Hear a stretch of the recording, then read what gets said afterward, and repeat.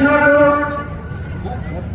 लेकिन उसी समय मुझे पता नहीं था कि जो काम मैं नहीं कर पाई, इसमें उपस्थित नहीं रह पाई, वो काम 1 साल के बाद 19 फरवरी को मुझे आना पड़ा।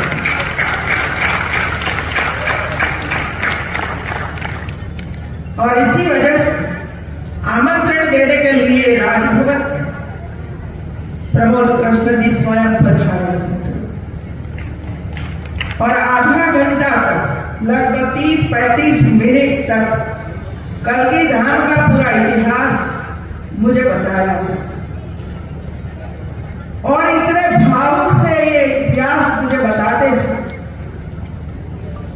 मैं भी भाव विभोर हो गई थी कि 18 साल तक इंतजार करना, कितनी कठिनाइयों का सामना किया होगा, कितने लोगों की गालियां भी सुनी होगी। भाई, जिस तरह आज हमारे प्रधानमंत्री की गालियां सुन रहे हैं, अच्छा काम करने वालों को तो वही सुनना पड़ता है।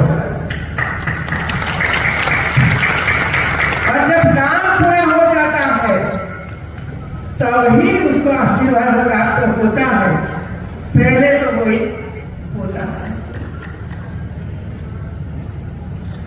मैं कल्कि धाम के सभी ट्रस्टियों का आभार व्यक्त करूंगी कि आप सबने मिलकर सालों तक इसका इंतजार किया नहीं, लेकिन आज करके दिखाया कि हम जो सोचते थे वो भी आज हम कर रहे हैं।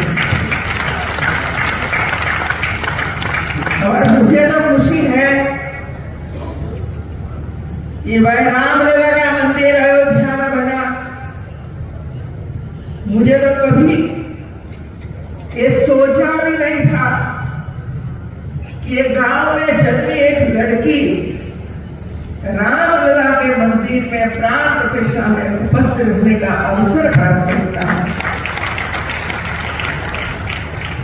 ऐसा अवसर कभी नहीं मिलता है। ऐसे कई अवसर प्राप्त हुए। आज जो अभी आने वाले अवतार और लास्ट अवतार है हमारा, एक कल्कि धाम, सुनते तो थे कल्कि धाम का अवतार होगा, वो होगा, लेकिन कल्कि धाम आया कहाँ आया, संबंध में वो पता नहीं था।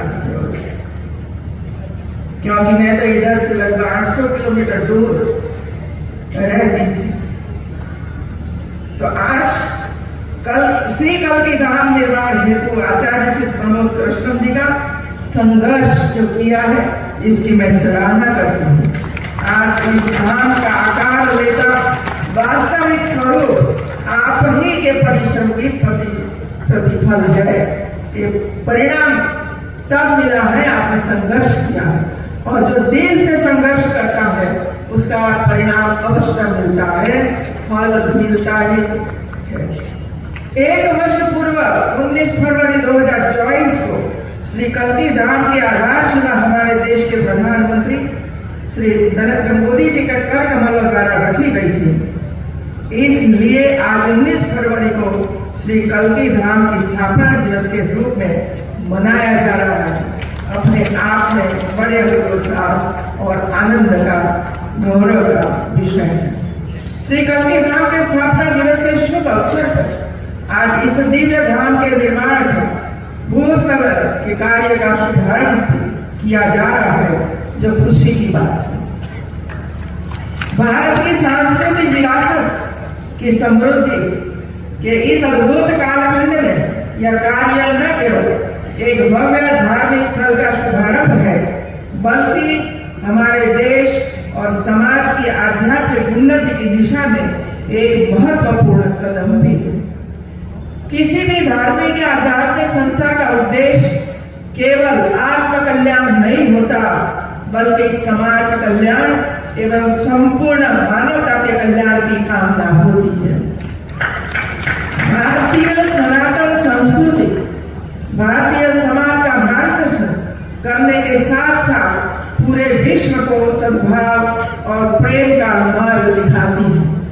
सनातन संस्कृति के वास्तविक मूल्य जैसे अहिंसा, सच्चाई, करुणा, परोपकार, न केवल आध्यात्मिक उन्नति के लिए बल्कि समाज में सौहार्द और प्रेम को स्थापित करने के लिए बहुत ही जरूरी होता है। मुझे बताया गया है कि श्री कल्की धाम के प्रस्तावित सेवा प्रकल्प का मुख्य उद्देश्य सनातन के शाश्वत मूल्यों की